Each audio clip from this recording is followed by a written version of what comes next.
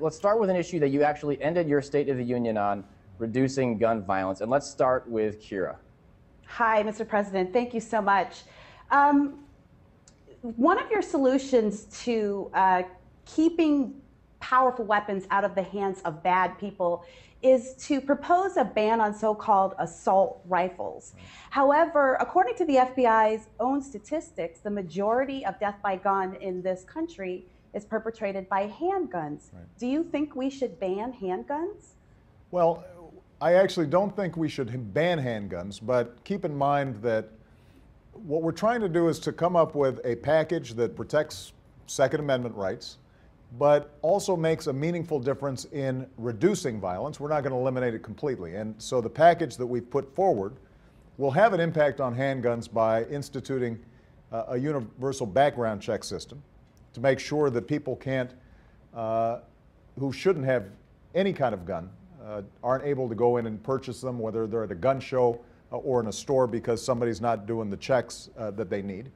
We're talking about making sure that we crack down on straw purchasers, people who go into a store, buy a bunch of guns, and then turn around immediately and dump them in the hands of people who shouldn't get them. Those things will have an impact on handgun violence.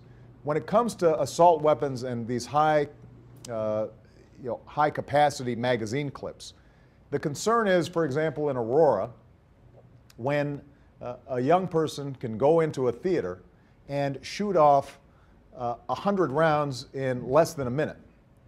The potential for large-scale fatalities are increased, and these are weapons of war.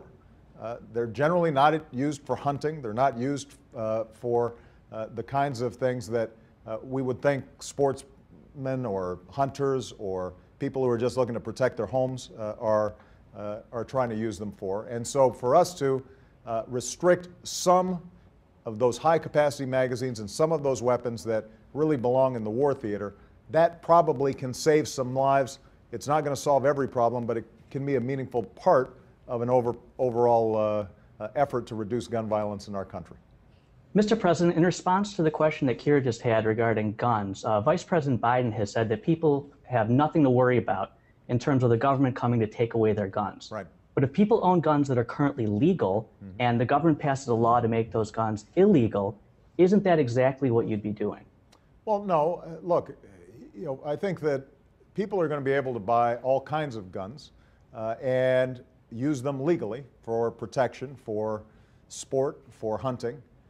What we're saying is there may be a small category of weapons that we think really can drastically increase the incidence of gun violence, and we already have some restrictions. I mean, we can't purchase a grenade launcher from a store, although there may be some folks who want to buy those. And the reason is we think that on balance, the Second Amendment does not automatically assume that any weapon that's available you can automatically purchase. And so this is a package that we're seeing some bipartisan support for.